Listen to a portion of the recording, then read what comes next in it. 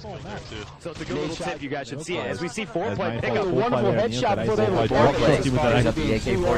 And FoRePLayy is continuing to dominate everyone right now. What up, channel? It's FoRePLayy, and this is the Pro Scene number 42. And today's topic is how coaches can find a team. This one is going to be different, and not only is this one about the coaches and for the coaches out there, this is going to be for the media managers and anybody that's doing stuff outside of being a professional and or an amateur or trying to reach that professional status. And we wanted to do this because we know that there's so many other people out there that don't get the recognition that they want. As always, I'm here with Sharp, and I'm going to let him talk about this, but before he does, I actually want to kind of give a shout out to all the people that do the behind-the-scenes work. If you look at a team, a professional team, most of the time you have all these people that are behind the scenes, whether it's a graphics team, someone that puts together videos, what they call a media manager. Like, for example, I'll just use Envious and Optic, for example. Optic has a guy named Paul. Most of you guys know Optic Paul. If you don't, he does all the video work that goes up on the YouTube channels. And we have Fearless. I'm trying to get Fearless to the level where Paul is in terms of just the constant hustle and growing on YouTube. And those guys put in a lot of hard work. And I wanted to say, if you find yourself not wanting to be a professional, there's other options out there like media manager and coaches. And that's why we did how coaches and media managers can find a team for this episode. So, Sharp, I'll let you talk on it, and then I'll come back. All right, well, in the sense of a coach finding a team, a lot of times, from my past experience and coaches that I've had, they've already been a part of, they've been friends with someone in the organization. The coaches I've had, J. Lou, with Fear, he was a graphics designer for Fear. And then we had Diesel when I was on Icons. He was a friend of Revan's. He knew Revan's, and we picked him up as a coach. And then I believe we had Ratzil as a coach, and he's been around the community. He's not really like one of those players who plays at the pro level, but he does like playing the game. And he was a good coach. And sometimes it's just good to have someone that's behind you, keeping you motivated and keeping you in it, not really coming up with strats. But I will say that there are some hardcore coaches out there that come out with the clipboard and the strats and the maps and the X's and O's. I actually did see a dude in an event smack one of the players on the back of the head with a clipboard because he didn't listen to what he said, and it was serious, and it was like he was a serious coach, and he took the time to do what he was doing, and if you want to be a serious coach, then that's what you can do. But all I can say is don't go to the extent of where you're, I would say slapping someone on the back of the head with a clipboard would be going too far. If a coach ever did that to me when I was playing because I didn't listen to what they said, I would.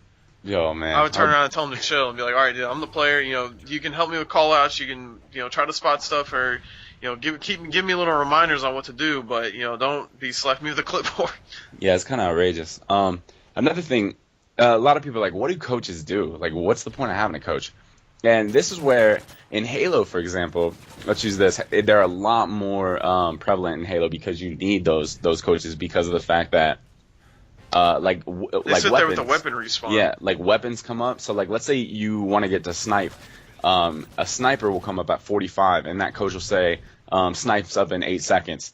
Rotate to snipe. So you can set up your strats around it. In Call of Duty, it's not as in-game based, but a coach can still be so crucial to a team for coming up with those strats. Like, let's say you have a legit coach that really takes it serious. He gets an overhead view of the Call of Duty maps, kind of like lays out a breakdown, and then sends it to everybody via Skype or whatever the case may be, and says, hey, everyone review this, tell me what you guys think, and let's go over it tomorrow.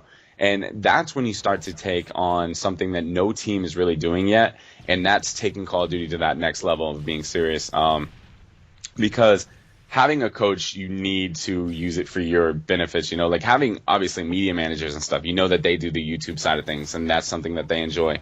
Graphics teams do graphics because that's where their passion is.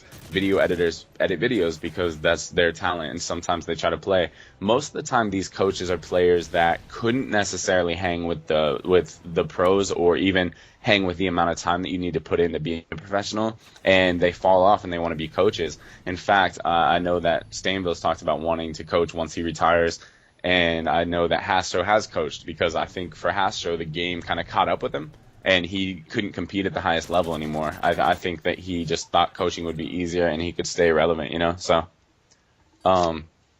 yeah. To agree there. And also, if you're wanting to be a media manager, don't come at a team with your dazzle or your tripod set up and telling them that you're going to record videos. Make sure that you're ready to work one, because I mean it's not going to be easy work. It's going to be kind of like I guess I'll say it's kind of like bitch work. You know, someone's going to say, all right, get on, record this video for me, and put it together.